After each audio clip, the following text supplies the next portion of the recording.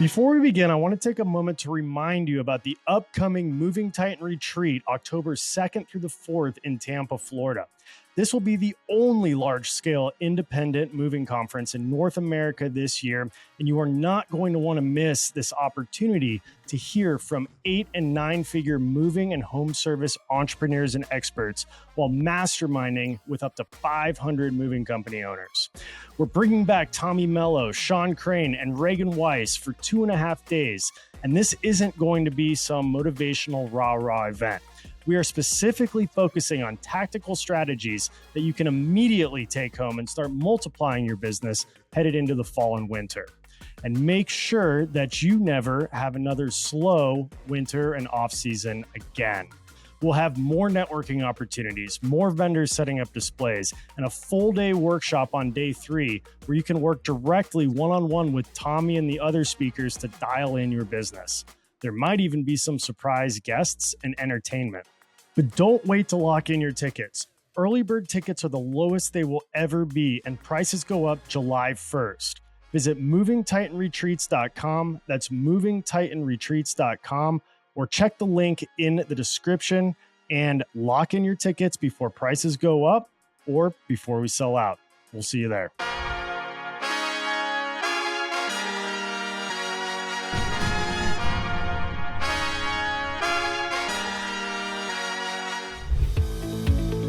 At Two College Brothers Moving, Storage, and Franchising, we are Team SmartMoving. This has been the CRM that we have used for the last 4 years, and it has grown right alongside with us. I love all the features, all the reporting tools, how easy it makes to schedule, book, sell, dispatch crews. It really is an intuitive software. It's really dialed in without the bugs and the glitches that we've experienced with other softwares in the past. So it still amazes me if a company is not using a CRM. I still find companies that are doing it the old-fashioned way with spreadsheets and calendars and notes and handwriting job orders, and you don't have to do that with SmartMoving. That's a bottleneck that's holding you back if that's you. So make the switch to SmartMoving, whether you're using a CRM or not. It truly is the smartest move you'll ever make, just like we tell our clients that we're the smartest move you'll ever make. So check out SmartMoving today and schedule your free demo.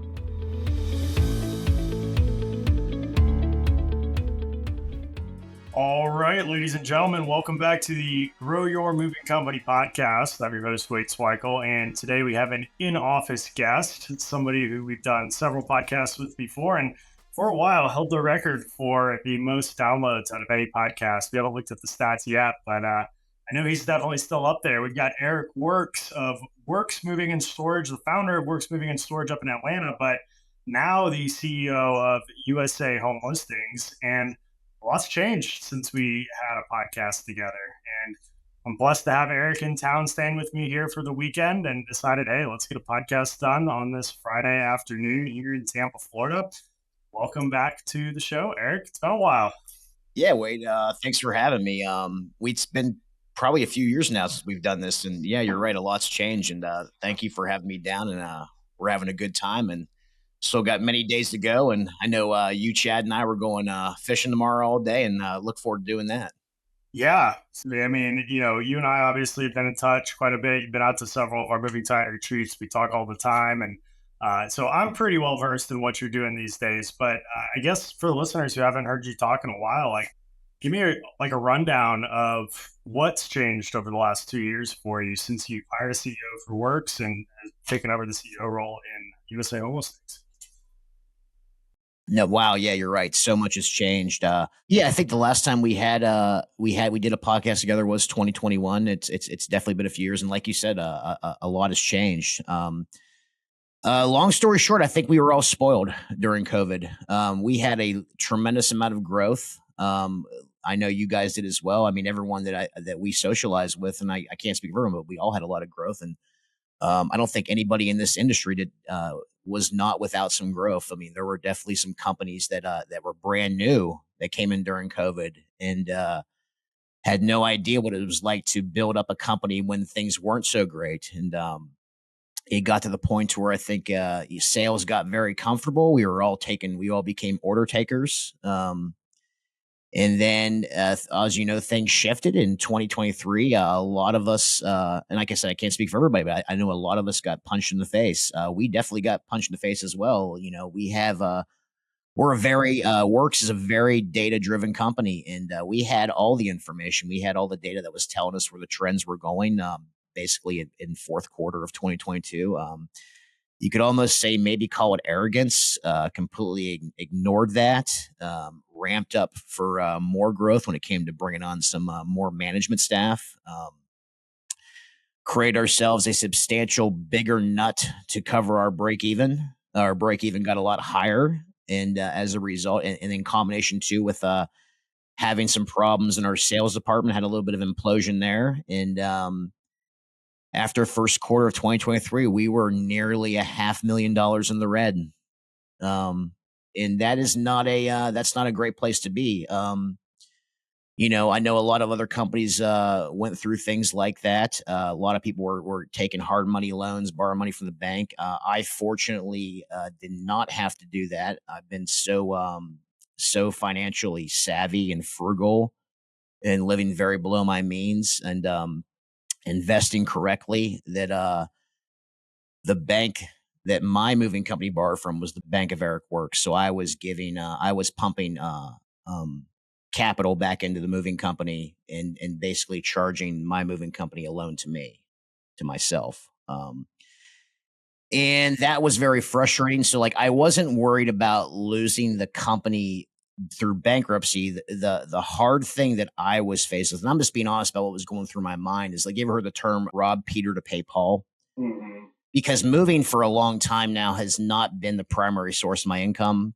At that time, it was about, say, 1/3 of my income, based on all the things I'm involved with and decisions I've made over the years. And what was going through my head a lot was, how long do I keep this up for? Are things going to change? A lot of fear driven things in my mind. And I'm just being very honest. And sometimes I don't think people were really just open about the emotional roller coasters that we as business owners go through. And I don't mind sharing that stuff, because I get value when I know people that I really respect in business share those things with me.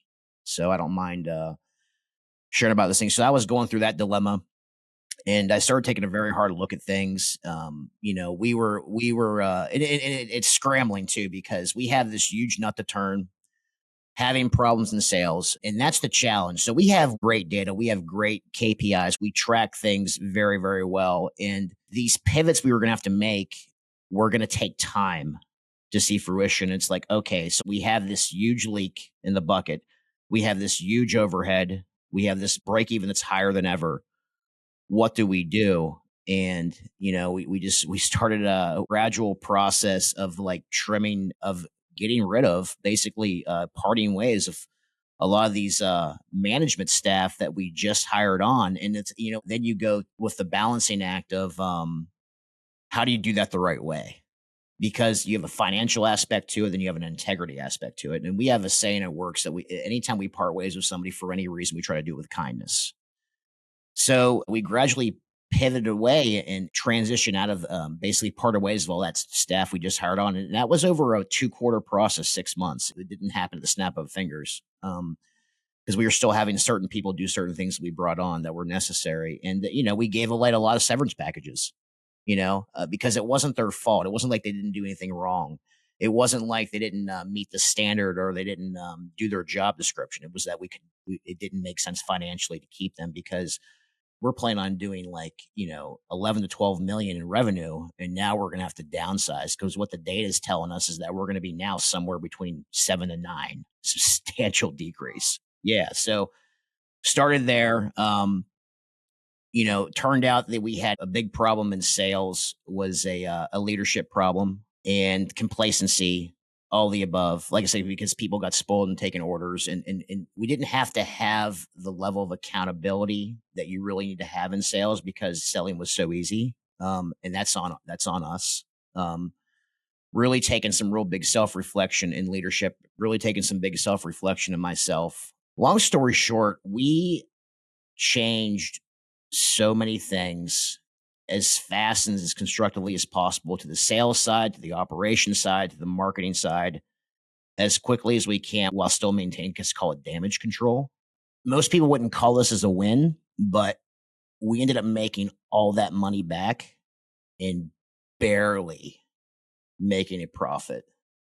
Maybe like $100,000 profit For potentially $12 million. Yeah, because we hemorrhaged so much money so fast, and the market shifted so drastically, and it's 100% on us. Like, we had the data that was telling us that story, and this is on me too, and of course, buy-in with the leadership team as well, and we all signed off on it. Oh yeah, we'll be fine. We can market our way out of this. No.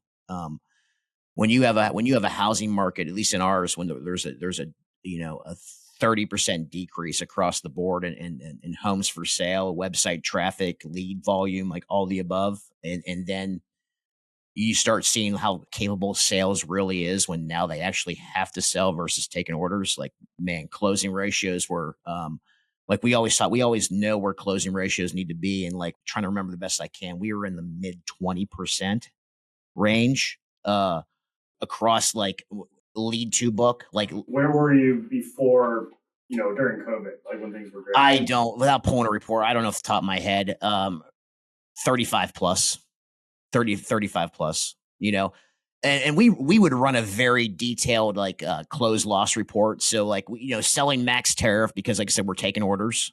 In my state, we have a tariff, so we're heavily regulated. So it's selling max tariff rates. And then really the reason like why we're losing jobs during the COVID times, during the good times, is one, book to capacity, or cost was too high. And we didn't care about cost was too high, because that one customer didn't want to pay, there was 10 behind them that would. Everyone's familiar with Warren Buffett and Charlie Munger, but one of their famous lines is that you never know who's swimming naked until the tide goes out. And the big shift across the board, not just in our industry, but a lot, was the tide went out in 2023 and you could see who was exposed. And we were, for a brief moment of time, one of them companies swimming naked in a lot of facets of our company. But luckily we were able to grab life preservers and get things going as fast and quickly as possible. And that's one of the scariest things in business. And at least we didn't have that problem. One of the scariest things in business is craps hit the fan and I have no idea how to fix it. At least we had all the data, KPIs, systems, and things put in place that like we could identify the problem right away and put an accurate plan of action in to fix it and get the ball rolling and not throw a dart situation. The other caveat to that is that there's nothing worse also in than knowing what the issues are, knowing how to fix them, and then knowing it's going to take time to fix them. Like, these aren't like, oh, here's the solution, this will be fixed by next week. No, these things that we were doing for a company our size, we're going to take 3 to 6 months before they start kicking into effect, like major things. It was crazy, absolutely crazy. Most of you have heard me talk about Moversville and the power of their email marketing service that has helped us increase leads by over 112% over the last year. But have you heard of Moversville Connect? Moversville Connect is an incredible resource for all things moving. They feature an array of vendors and services and lists like insurance providers, softwares, equipment suppliers, marketing sources, and much, much more. The best part, this resource is free. Go check out Moversville Connect today by going to moversville.com and clicking Connect. That's moversville.com and click Connect and discover the world of Moversville beyond email. One of the worst parts about owning a moving company has to be finding quality movers and drivers. Trying to run all the job ads takes up time, and then you schedule guys to come in for interviews and they never show up. It's a massive headache. Well, let me tell you about a good friend of mine named Winston who runs a company called Move Up Consulting. Move Up specializes in hiring and recruiting for the moving and storage industry, and they do all the lead generation for mover and driver candidates. They have a fully built hiring CRM, plus you get a dedicated account manager who phone interviews and screens all of your candidates. Once they find qualified candidates, they schedule in-person interviews for you and your management team so you can make great hires. They even handle all the appointment confirmations. It's that simple. To start building a better moving team today, visit moveupconsulting.com and tell them Wade sent you. Want to know what the silver bullet for growing your business is? USA Homelistings. USA Homelistings has a myriad of marketing services that are essential to every single moving company. It blows my mind when I have conversations with people who reach out looking for help, trying to get leads, trying to get the phone to ring, that aren't doing mailers and aren't subscribed to USA Homelistings. The data there is so invaluable, and it's not just home listing data, even though that's an awesome, super easy, super intuitive feature that they provide where you can filter out all of the homes that recently went under contract or got listed in your neighborhood, and a new coming soon feature before it even hits the MLS that you can filter out through zip codes, towns, cities, counties, prices. But that's just one small feature that they do. They also have turnkey mailing services. They'll help you design your postcard, a postcard that actually gets results. If you've tried mailers in the past and it didn't work, it's probably because you didn't have the right elements on your postcard. And they also have a social media division. So check out usahomelistings.com. It's an essential addition to all of your marketing needs. Before you do any other marketing, check out usahomelistings.com. Now we're going to get into the part where I kind of transition out of CEO. And this was also like self-reflection on myself, and also taking, like you heard, like in my last, when I was a guest speaker at the Titan retreat, I was talking about like the core values that I live my personal life by that I carried over in this company. And one of those core values is extreme ownership. And I learned a long time ago that the greatest contributor to both the problem and the solution is staring right back at me at the mirror. So I'm always taking deep self-reflection and what my part is in situations. And the thing that came blatantly clear to me, and that's a great thing about hard times too, is they usually point these things out, is that I was not the CEO my company needed. And this is what I mean by that. My company needed a CEO that was 100% all in. And because I'm in a position in my life to where moving's, like I said, like a third of my income at that time, and I'm involved in a lot of things, I may give my moving company 10% one day, 100% one day, 0% one day. And that's not what it meant. So like I maybe call it a quality problem because I've diversified my life financially, but like I was doing a disservice to my moving company because the moving company needs 100% bought in CEO, at least at my organization. And I had that person, and they were all about it. And they've always been like my implementer of my vision. And her name's Allison. She has a lot of great visionary attributes as well, but she's just an awesome implementer of visionary attributes that I've always had. And she took over that role, and then we began that transition. And that transition takes a while. You know, it wasn't like, oh, so I'm gradually transitioning over.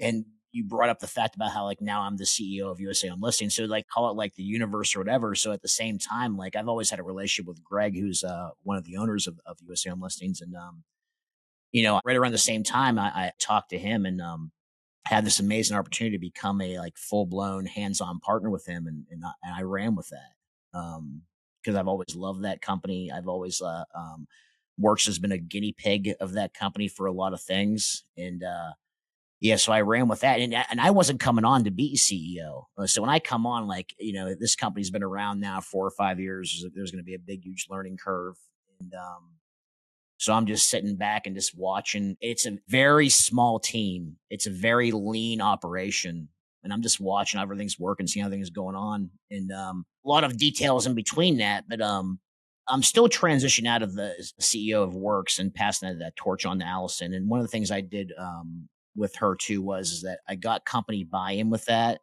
I had a meeting with all the staff, not the movers and drivers, but all the staff, all the other management.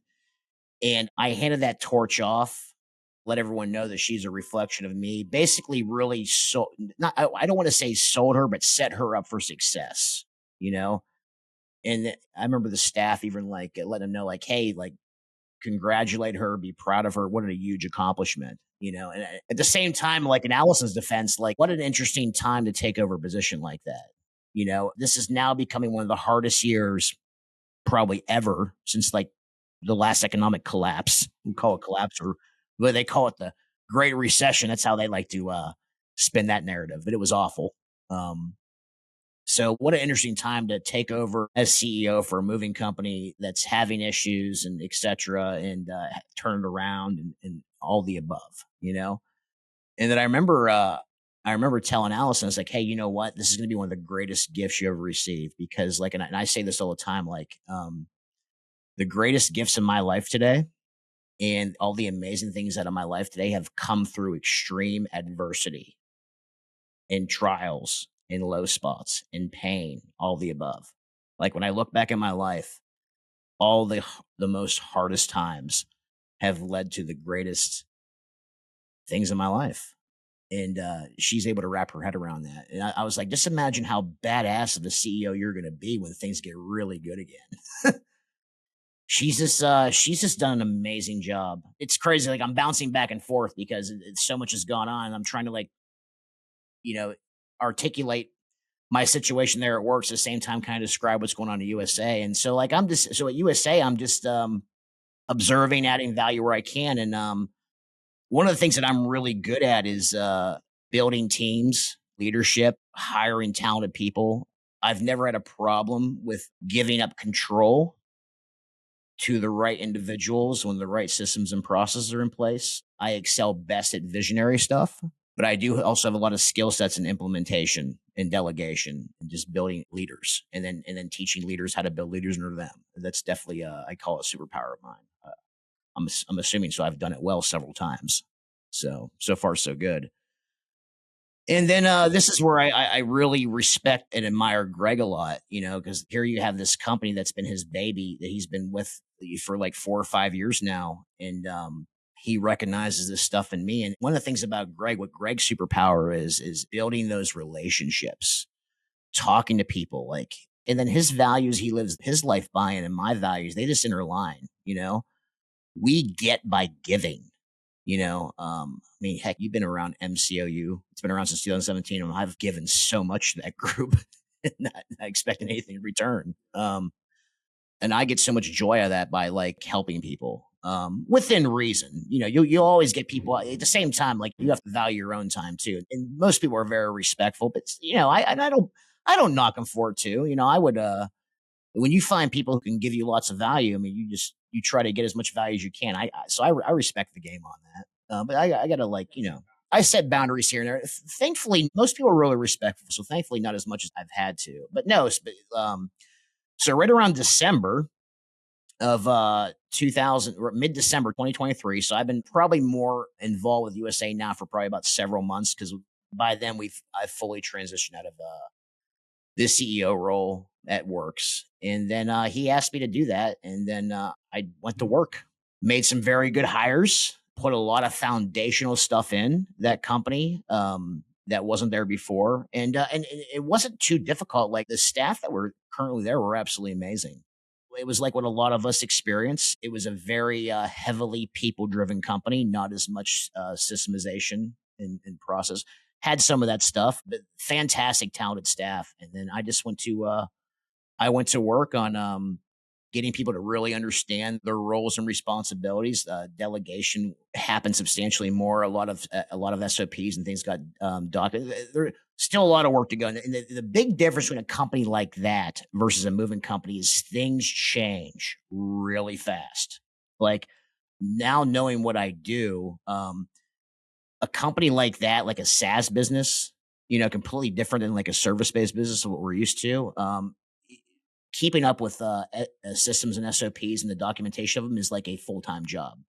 Like you're going to constantly change and improve things, like probably at minimum 4 times a year. So we're putting this new thing in there where we're actually going to be bringing on a process implementer because it's a full-time position that definitely needs to be there. But no, since I've been there, brought on a CTO, brought on people in business development, and you know, there's a lot of extra overhead when that goes on. But no, we definitely made that back, and revenue there is increasing substantially.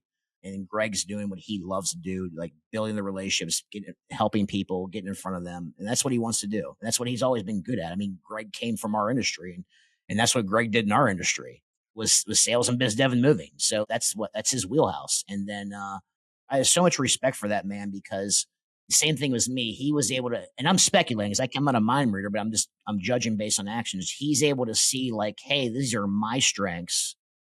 These are maybe things that aren't my strengths. Here's Eric, and here's his strengths. I'm going to let him do this, And so I have mad respect for anybody in business or any owner who can look at situations like that and make decisions like that, because that's a big problem in business with ownership, is that sometimes they can't get the hell of their own way.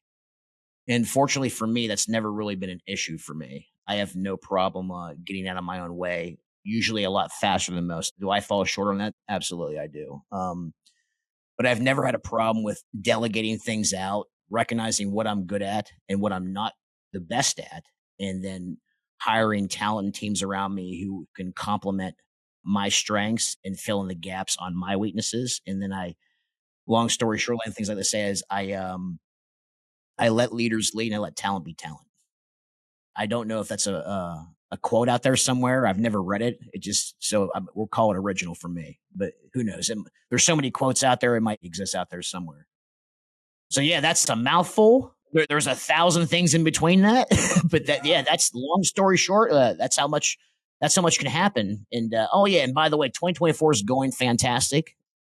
I'm so glad that I chose, when I was going through that, rob and Peter pay Paul. Do I really want to keep this moving company? Because I didn't touch on that earlier, because of what was going through my mind was, do I really want to invest all these hundreds of thousands of dollars back into this company, or just fire sale the damn thing and go all in on the other things I'm involved with? And to take a pause out of that, like, yeah, would that suck? But boy, lucky me that I had that option. Now, did I make all the right decisions in my life to have that option? Yes, but lucky me that, like, hey, the moving industry is going through this really hard time. At least it was for me, when that facet of my life, just moving. And I wasn't relying on just that source of income to feed my family and pay my bills. So lucky me there. It's just another thing, like, to have a different perspective on things. So anytime, like, I go through problems in my life where I want to, like, maybe have a pity party, I try to, like, get out of that and look at perspective, like how, like, some people have it harder, or some things could be worse. And also too, like I said, I always have the experience to fall back on, that hey, all these amazing things in my life came out of situations like this. So there's probably a good chance that amazing things will also come out of this circumstance if it's handled correctly and navigated correctly. Well, I mean, good on you for being able to look in the mirror and realize that, you weren't all in as the CEO, and that there was somebody that could do a better job to basically pull the company through those tough times. I mean, so many companies I know went through the exact same thing, ourselves included. I mean, it was a little more delayed for us. We didn't really feel the the pain, or at least it didn't become apparent that we were going through a very similar situation with the market slowdown until probably like August or September of 2023. And we had just hired a brand new sales manager who pretty much scrapped our entire sales team except for like one person and rebuilt it from the ground up with a bunch of green salespeople that didn't know what they were doing. He really probably wasn't the most qualified person to be a sales manager, great person, but it definitely forced me to get very heavily involved. I mean, we leaned out heavily. We had to put our operations manager part-time back on the trucks. He's still part-time, or actually for a while full-time on the trucks, because we wanted to keep him. He was loyal and he was dedicated and a good person in our company. We didn't lose that talent, but we had to move people around. We had to have some come to Jesus meetings with the leadership team and sort out a lot of the things, because like you said, we had to get to a certain nut to break even. And for a few months there, we weren't getting to that. And you can only bleed for so long before you die. And, I wasn't going to die. In case you haven't already heard about it, I want to tell you about the latest project that I've been working on called Tighten Up Training. And it's not just me, it's 3 other world-class moving company owners from around North America that have pooled together our resources, our time, and our knowledge to bring you the #1 training program for moving companies in the world. We've got over 200 videos on mover training, sales, culture, leadership, and we're continuing to add more and more to streamline training. We gamify the process in short little videos that are easy for your team to follow, and they're quizzed on retention. Rather than spend hundreds of thousands of dollars of your own money and months of your time tying up resources away from your own moving company, we're bringing you Tighten Up training for less than the cost of one damage claim a month, or less than the cost of booking one extra move per month. You book one extra move, it pays for itself. You save the time to have to take away time from your day or pay somebody to train new employees and to onboard new employees, it pays for itself. You avoid one damage claim or book one extra move a month, you got it. It pays for itself. It's so affordable. And we put so much time, money, and resources into this to build out something that our companies can use every day so that we can tighten up this summer and reduce claims. Since our company has gone on here, we're booking more jobs than ever, and we're reducing more claims than we've ever had. And we are teed up to have the best summer ever. So check out Tighten Up Training. Schedule a free 30-minute demo today by going to tightenuptraining.com. I had to get back being comfortable doing some uncomfortable tasks. I had to get back into the bookkeeping side. We had a full-time in-house bookkeeper for a while and a fractional CFO. I basically said, you know what, the only person who can do this stuff and understand the cash flow of this business that it requires to make these decisions and to move these chess pieces around is me. So basically went full into the bookkeeping, went into checking all the different KPIs daily, went into paying the bills, managing that cash flow. We had to let go some good people that just weren't the right fit. And I mean, it was no one person's fault that, the market slowed down and we got fat and lazy, we got comfortable. And honestly, I'm looking back on it now as I'm continuing to do a lot of these things. And I'm like, holy crap, like, we're more profitable now than we've ever been in the entire existence of the company because, it was a slow process, right? Like it was a matter of being, it wasn't like one thing set, this whole thing on fire. It was, oh, you get a little lenient here, you get a little lazy there, you hire a few extra people that you probably don't need to make other people's lives a little bit easier, a little bit too easy. We gave spending power to way too many people and had to take back control of the checkbook because, I'm going through 40,000 different transactions on a general ledger, reclassifying stuff from all of 2023. And I'm finding we had drivers that had American Express cards for when they go out on the roads. And I find a freaking driver expense at a cannabis dispensary in some state where it's legal. Like, that is not a business expense. And it was just a lot of little cuts, a lot of little paper cuts because we got comfortable. My life got a little too easy. I was traveling all the time. I was trying to make my leadership team's life probably a little bit too easy. And thank goodness, like, they're great people and they were understanding of that situation and they were willing to wear some different hats for a while. And we retained our core group, and it was honestly a blessing in disguise because we found money everywhere, and we leaned out and we got so much more efficient. And now we're on track to really grow, and we're still digging out of the little bit of that hole, but it's becoming a lot better than it was for a few months there. And I mean, very similar story to what you went through. I did not hire another CEO because I this is my this is what pays the bills for me, the moving company, the franchise company. But it's also going to make our franchises stronger too, because now we're addressing things that I completely forgot about, from 5, 6, 7, 8 years ago that they're going through in those earlier stages with their franchise developments. And now I can relate a lot better to that because I'm, back in those trenches and I'm more familiar with some of the struggles that we went through 10 years ago that they're potentially going through in their early startup phases. So, again, at the end of the day, you got to look at it as a blessing in disguise, and you got to look in the mirror, like exactly what you said, because the number one problem is, what's staring right back at you sometimes. And just being a leader and rallying the team around those mindsets.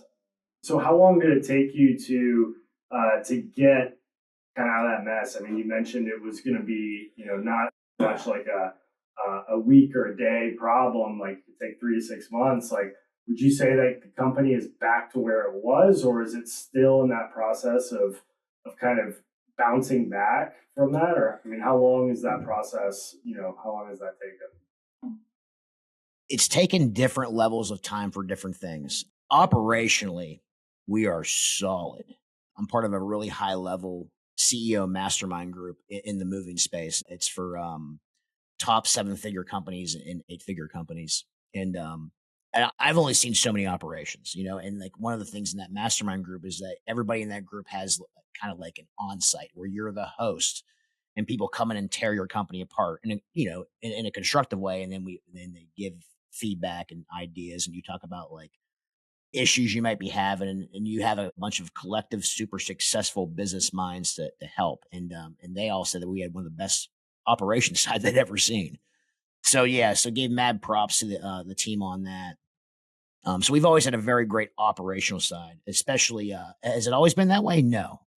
I hear more often than not that everyone wants to blame the movers and drivers and whatnot for that. And honestly, no. The biggest detriment to our operation in the past, and that most people's operations who I know, is poor leadership. That's the biggest detriment. The quickest cause to a toxic culture is the person in charge is usually poor operational leadership. And that usually stems from, not holding people accountable, not holding people to standards, letting too many things slide. Things that we do not do today, but like I'd be lying if I said we weren't guilty of those things. And then we have one of the best operations for several years now I've ever seen, one of the best cultures that I would put up against anybody. It's so good that like when we get like quote unquote bad apples, the movers and drivers will hold them accountable. Like no one plays games anymore. Everyone just takes so much pride in what they do. And I get this from like just what I see in feedback. As I said, I'm so removed from this company now. Like when I say I'm just chairman of the board, I'm just chairman of the board. I'm there for any really visionary things that Allison wants to run by me because she does a fantastic job whenever she might second guess her. Because you know how it is. Like we all network with each other. There's sometimes that like we bounce things off each other when we second guess our decisions. And that's the great thing about being surrounded by really smart, talented people. So I always recommend that everybody have a powerful network. I would say it's probably one of the biggest contributors to my success, amongst many things. Is the network and the friends and the people that I respect that I have in my life. Pretty much, my involvement in the movie companies has been on a monthly cadence for like the because it's been I think about exactly a year now. I've officially haven't been CEO for Works Resorts for exactly a year now. It's been monthly meetings with Allison, the CFO, and that's recently moved to quarterly now. So I finally have a board established, and that is Allison, the CEO, a CFO, and a director of sales. So they have monthly meetings, and then I get involved in the quarterly meeting.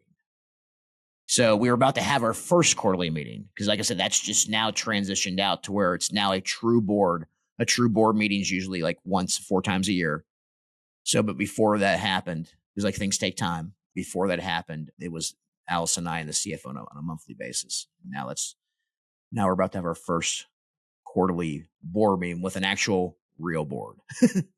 So, no, she's been fantastic. No, things are good. Sales is finally the best it's ever been. A true sales department who actually can sell in times and markets like this. Once again, that was a leadership problem, and that stems on us by not hiring the right leader for that department.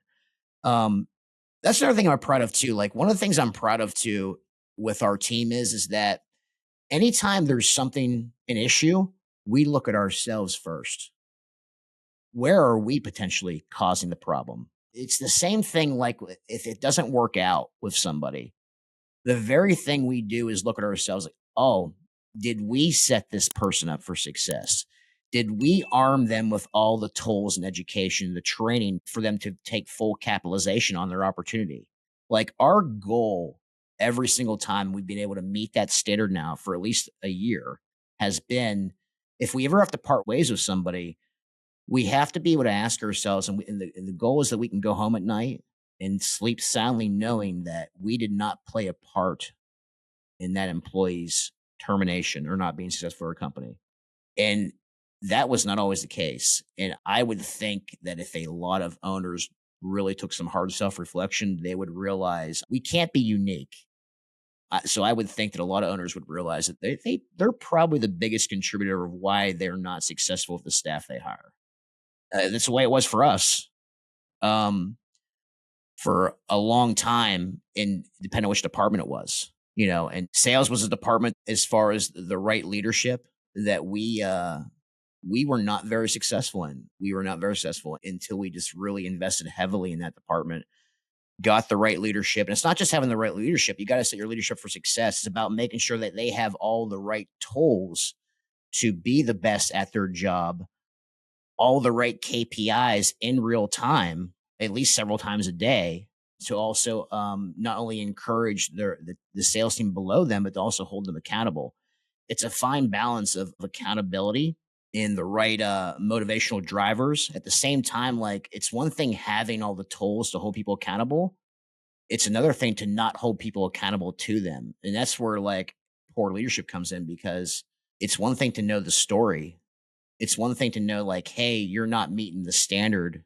You're not following protocol. You're not following this. You're not doing this. You're not doing that. But if you do nothing about it, then it's your fault.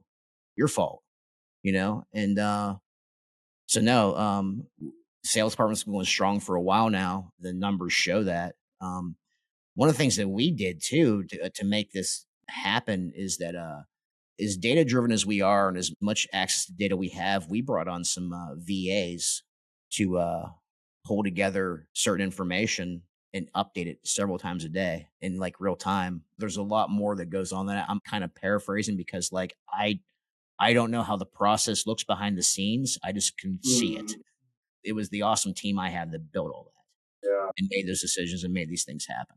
What kind of training are you doing with your sales team? Obviously, it sounds like you've got better leadership there. You're looking a lot at the data and the KPIs, but like when you notice that a KPI is not working well, what's your training approach look like? I don't know how much this has changed, and I may say some things that are not accurate, but I know when we hire a salesperson, they spend a certain amount of time with operations. They spend a certain amount of time with, like, we have like a true sales training. They spend a certain amount of time with sales. And I know they actually even go out in the field on a couple moves. And then I do know also too, like we have what's called continued education.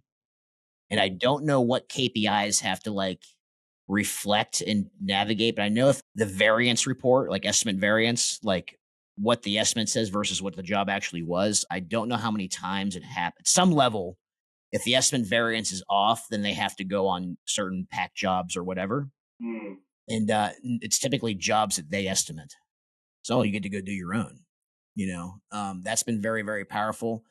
And as far as the sales department, a lot of what the manager is doing, and this is where I wish I had Allison answering this question We for can you. do a podcast with She, Allison. yeah, she would actually give you a better answer, because I'm so removed from this. Because with the sales dashboard we run now has all these different KPIs. They have simple color codes like green is good, red is bad, like, and they happen in real time. The minute that like something goes to red, it's immediately addressed, this is down to like talk time, follow ups, like all the above. Like somewhere between, this is how I'm not sure, somewhere between like 5 and 10 KPIs are constantly tracked in real time all day long and updated by the VAs that we have who manage it. And we've gotten the there's some companies out there that are very heavy in VAs, and we've gotten to the point now to where like we've made VAs like assistants to like the sales department, assistants to the operations department. I like that. Yeah. I'm not going to mention his name because I have no place in doing that. But I know a gentleman who's heavily staffed in VAs, an 8-figure company heavily staffed in VAs, and turning VAs into like high level leadership positions, running the entire operations department. I know I can't speak for his operational side, but I know his entire sales department, 100% is all VAs, and they kill it. He's doing numbers better than us as far as like certain sales KPIs. And I don't think he has any reason to lie about it. like, Yeah. So Well, it's super impressive. I thought that was interesting that you brought up, getting the salespeople out on moves, because I think that's so important. You have to understand what you're setting up your half of your company, or more than half of your company in most cases, your movers, your drivers, for in a given day. And you have to be able to speak to that. You have to be able to speak to what the customer is going to be able to go through and relate to that experience. And, we talked a little bit about that today in our operational meeting, that we have a weekly ops meeting with some of our key people that are affiliated with our operations. We got our chief of rating fans, we got our HR chief of staff person who also does a lot of process management, Jeff, our GM, Brandon, our assistant ops manager, myself, and you got to sit in on that today. And I'm curious to hear, what was your overall opinion on how we structured that operations meeting? That's something that we do once a week. Curious to hear your feedback and if Works is doing anything like that or was doing things like that when you were more involved. From my perspective, your wins and your losses that you guys discuss are no different than anybody else's, no different than the same things we've gone through. I'm not a fly on your wall. You all clearly recognize the positive. You all clearly recognize the negative, like we all do, like we all know. So at least you're discussing as a team. The part I don't know is that at what level of accountability and feedback do you give the people that you want to change or improve or encourage or commend based on whether that individual who's not involved in that meeting that you're discussing is doing something that's good for the company or doing something that's not helpful to the company. And what I was talking about earlier, like that's on you all to whether you guys hold the people accountable or not. And that's part that like I probably won't experience unless like we have some more deep conversation. But no, wasn't no. I mean, you're doing I know that we have there's a weekly operations meeting. I know we run EOS now. That happened after I left, so I have no involvement in that. And we just had a cigar last night with an EOS implementer. So we were always doing things very similar to EOS, but wasn't like an actual EOS system. I don't think EOS that we do, I don't know if it's as granular or super in depth, because I know EOS can get like extremely detailed in depth, but I know like Allison runs her ship like that. But no, I hope that answers your question. Yeah, and like to your point, I like to let the leaders lead and the talent be talent. So when we address these things, it's an opportunity for me to get into the loop on some things that are going on, and then I leave it up to my management team to address it with a salesperson if they're blowing estimates, or a mover if they're causing consistent claims, or whatever that hiring standards, whatever. So that way, we can check back in on it in a week and say, hey, how'd it go with so and so on that conversation that you were going to have about that issue that we discussed last week. And so, I try to let them do their job and not micromanage too much, but I also like to be in the loop so I can check in on the managers, manage the managers basically, and hold them accountable if we continue to see this pattern. And if we continue to see that pattern, then I'll get more involved myself. But usually once we discuss a situation like that, it's resolved by the next meeting. And that's ultimately the goal, right? Stay in the loop, but at the same time, let people lead and do their jobs. So yeah, I was just curious to hear feedback, and I'm sure we'll be talking more over the weekend about that stuff. But as we kind of start to come to an end on our time here, tell me more about USA Homelistings. Like, you're doing some big stuff over there. You've hinted at a few things. You've touched on a few exciting rollouts that are going to be coming out. I know you've taken over as a CEO. You've put Greg in a position that he loves, kind of on his path to retirement eventually. And you're doing what you love. You seem super fulfilled with everything that's going on on the USA Homelistings side, and curious to hear more about it. Tell the audience what's next for USA, and how are you revolutionizing that company? Because that's a totally different business model, even though it's in the same industry. Yeah. Well, as you can see, like we just took care of all that advanced filtration. And here's the advantage I have too. Like Works Moving Storage is a paying customer like everybody else. So I know like what the moving company wants. And a lot of times, like, well, if we want it and we see value in it, it would probably make sense that everybody else would see value in it too. So no, really going to be coming out with some different mailing products that are more personalized. Hopefully have that done by July. It's something that I know Greg's wanted to do for a long time. He brought me up to speed on it, so I think we're ready to really get that going. And then some really thinking about doing some different levels of providing different levels of data to our clients. Not only that they can utilize I with the love yeah, data. not only that they can utilize with the current things we have going on, but that they can take that data and do things in house with it. So Mm. thinking about maybe just going the whole shebang. Yeah, it's like how else can we have this data of the people that are very likely to be moving, selling their homes.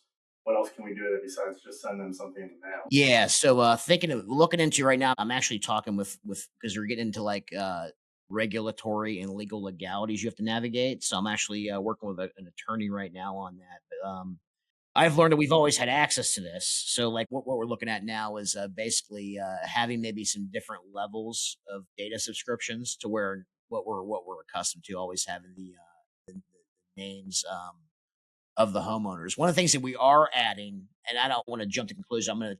We've been talking development with it now because the developers we have on staff are fantastic. Is the so we've always provided the homeowners names. Okay. But what a lot of people don't know is that like not always the homeowners is the current resident of the home.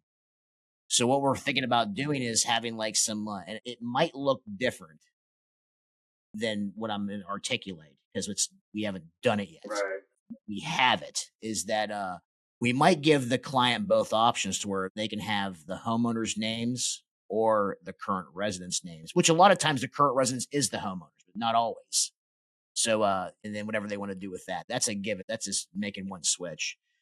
And then what we're thinking about doing is just giving you guys all in different levels of subscriptions. We're going to give you the homeowners' names, the current residents' names, the email, the phone number, the realtor, the realtor's email, the realtor's phone number, different levels of tiers, and then you all just do what you want to do with it. I love it. But now you're getting involved in FCC territory. You're getting involved in some very careful relations. So I'm actually working on with an attorney right now and how to best navigate that because we don't want people to abuse that. At the same time, like I'm gonna be very frank, like we're not gonna let somebody abuse something and let it fall back on us. And we've had that stuff for what I've learned, we've had that stuff for a long time, and that's always been a big reason why it's never come into fruition. But I think we're ready to make that happen. I'm hoping to have something along those lines with that done by right around July as well. I think it'd be really awesome. I'm hoping that like the goal of the B is when we come at the Titan Retreat, which I'm really excited about, is that we can just show all you guys all these little fancy goody bells and whistles, and that goes back to like what our vision statement is and our mission statement. Like our main goal is to provide you all the clients the best data, the best marketing tools imaginable that you can take and utilize not only through us, but in your own companies and get the best paying clients to get substantial amounts of leads. Like, and all those things we want to do with USA align with that. You know, we want to give you all that stuff, and then you guys can use what we have internally at USA, but also utilize that data for other things you all do in house. Cause I'm in the moving business too, Wade, and we all know that like having valuable information and using that valuable information for some very creative internal, like pounding the pavement guerrilla marketing tactics. Like that's one thing. That's one thing we talk about. Those who went heavy on biz dev and grassroots and Oh guerrilla yeah. style in the old days, like we did at Works. I know you did. I mean, heck, Still are doing it. I'll give Stephen Reed a shout out, man. He's one of the best in the industry that I know that does that. And, Hmm. I'm not here to put his business out there, but like, I don't know anybody else that's done as well as him during the hard times. And that's Yeah. because he's always heavily focused on that type of stuff. And it paid off big time for him. And if you happen to listen to this, man, I love you, man. I highly respect you. And I say it all the time. You're one of the, when it comes to the grassroots guerrilla style marketing, you're one of the best I've ever seen do it. And I'm not here to put your business out there, but I've never seen anyone do the revenue you do in a million population Yeah. market.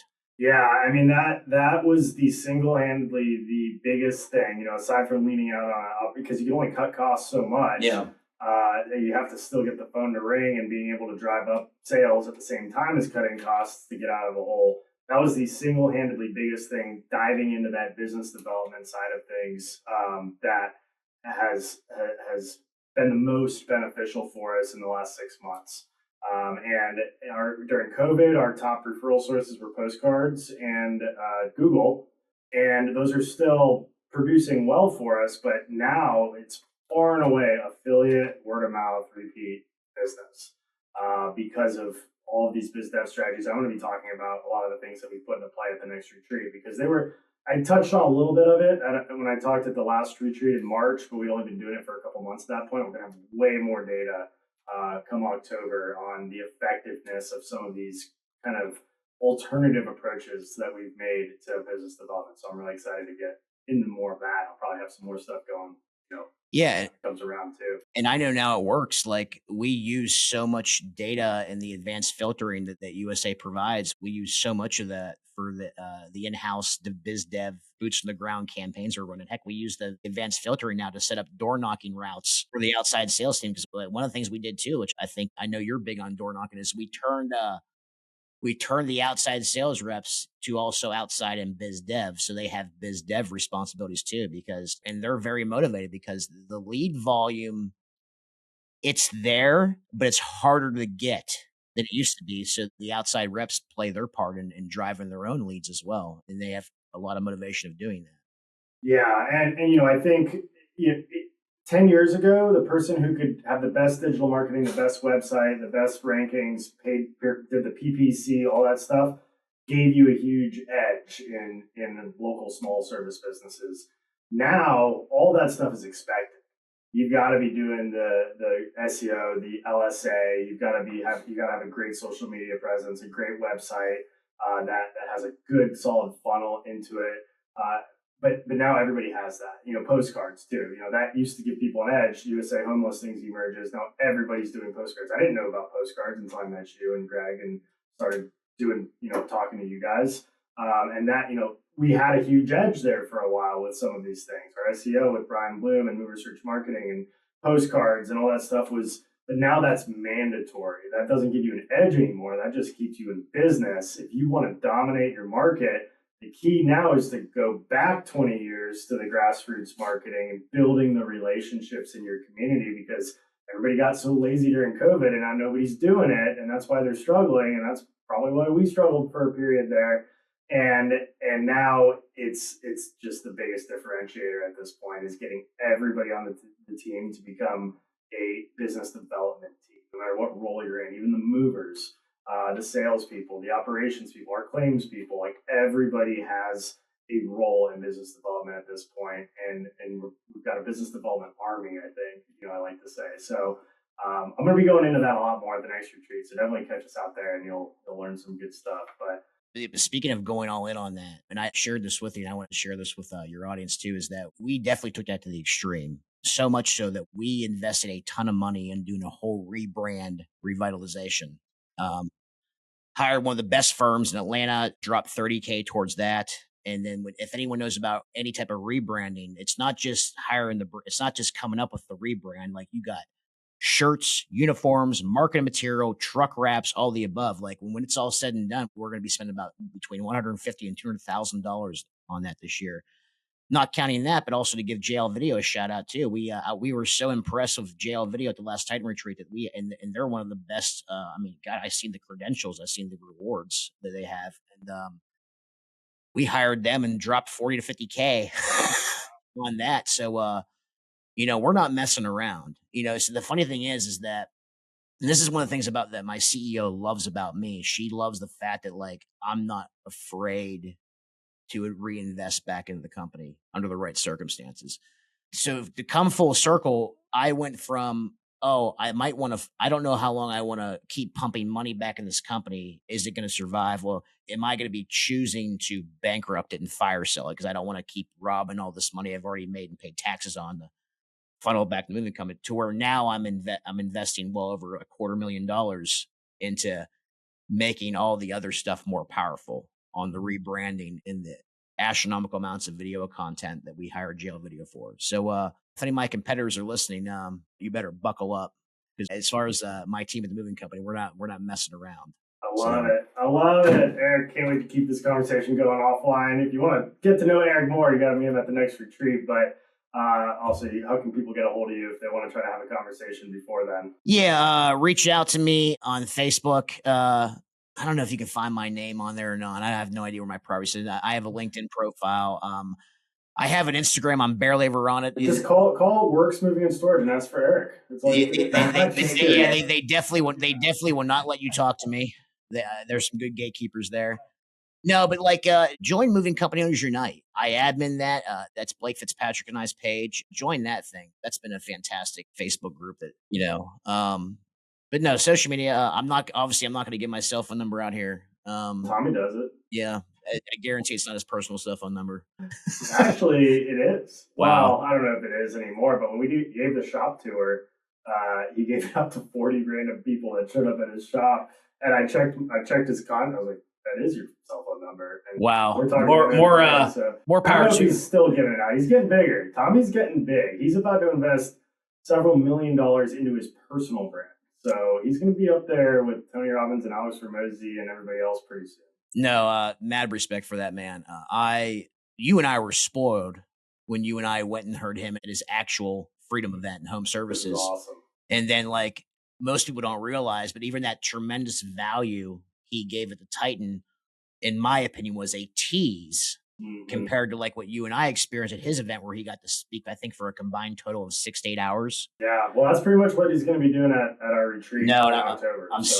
And everyone has different perspective. Everyone gets value in different ways. But for me personally, I get so much value to listen to that man talk and share his experience, and even talk about like his wins and his struggles that led to other wins. So I get so much value in that. He's not afraid to tell you how it is. You overheard a call we were on yesterday, and I mean, he'll tell you what he thinks. That's for sure. But that's what we love about it. So come see Tommy and meet Eric, and here's some of my grassroots ideas at the next retreat.